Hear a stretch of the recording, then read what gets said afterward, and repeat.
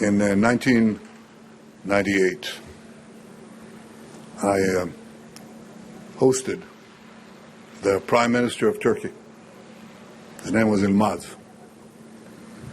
We had wonderful relations with Turkey at the time. They've not withstood this test of time. But at the time, they were very good.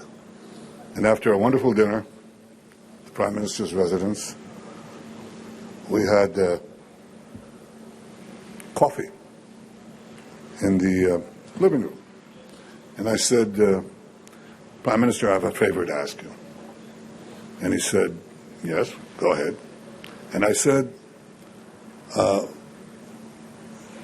there is a tablet, a stone tablet in Hebrew that was found in the tunnel that we have it's right here, that was dug 2,700 years ago by King Hezekiah. That's 300 years after King David. And it marks the place where two teams of diggers met, just as was described here, two teams of archaeological workers. They met when they dug this channel underneath Jerusalem to connect it to the water source and the pool of Siloam. It would be completely underground, safe from enemies.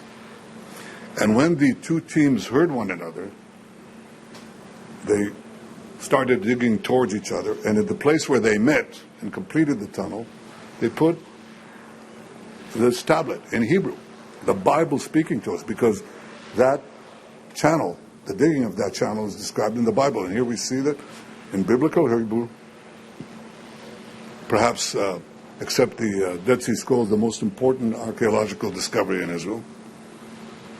And I said, look, I have a proposal for you. You know, we have thousands of Ottoman artifacts in our museums. Choose any one you want. You can get it. It's yours. And let's do an exchange. And he said, no, I'm sorry, I can't do that.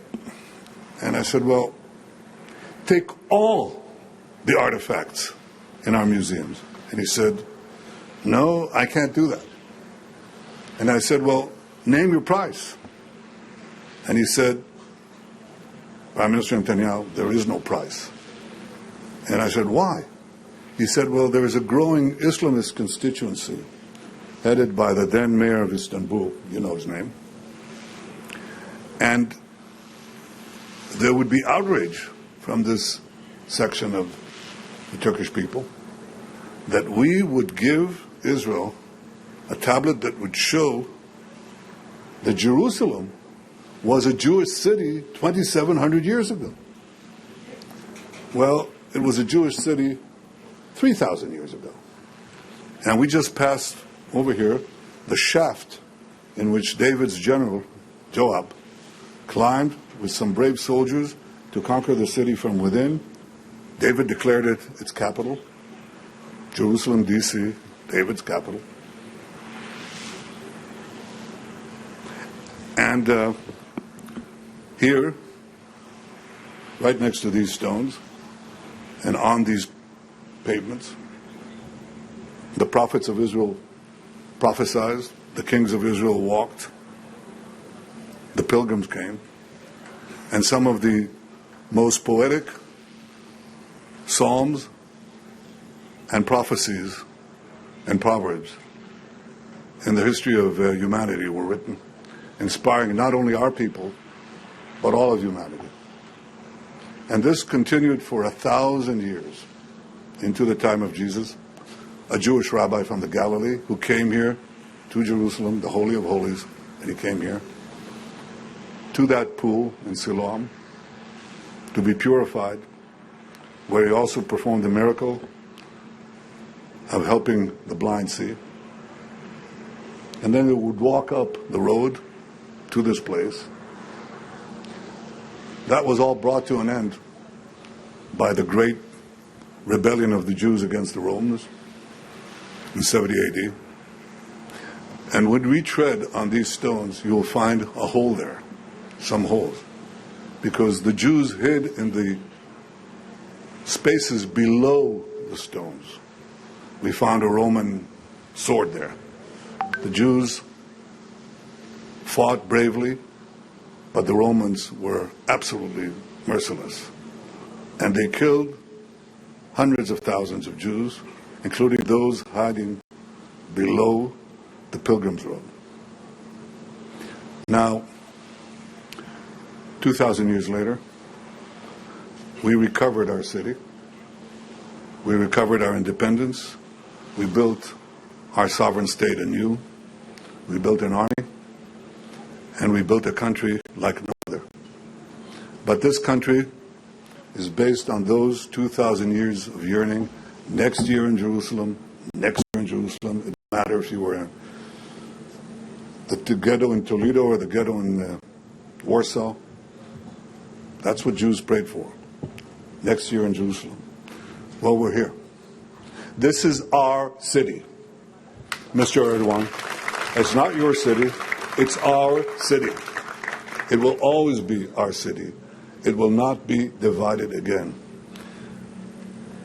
And that's why I so much appreciate the leadership of President Trump in this area as well. When he declared Jerusalem our capital, something that should have been acknowledged by every leader in the world, but he did it. And then moved the American embassy here. He did things that are so obvious, and yet defied all these governments, all these foreign chancelleries, all these experts who said, you cannot do that. He called me up before he did it. He asked, what do you think? I said, well, would there be riots? Would there be bloodshed? I said, I don't think so. But if there will be, it'll be primarily directed at us. And we are definitely ready. So he just did it. And I welcome today the Secretary of State, Marco Rubio, who understands that this is the foundation of our common Judeo-Christian heritage. It is being challenged today. It's being challenged by a growing Islamist force. It's being challenged by the unity of the Islamists with the ultra-left. They both deny our patrimony. They both deny our heritage. And they are putting all the pressure on European leaders and others who, weak-kneed, are suggesting that we divide Jerusalem. They're suggesting that we plant a Palestinian state committed to our destruction right here. And we say any unilateral action can be met with unilateral action. This is our city. It is forever our city. It will never be divided again, and there will be no Palestinian state. And that, with that brief commercial, I want to thank the donors, the diggers, the people who committed so much of their lives to this incredible foundation of our civilization and of the Jewish people.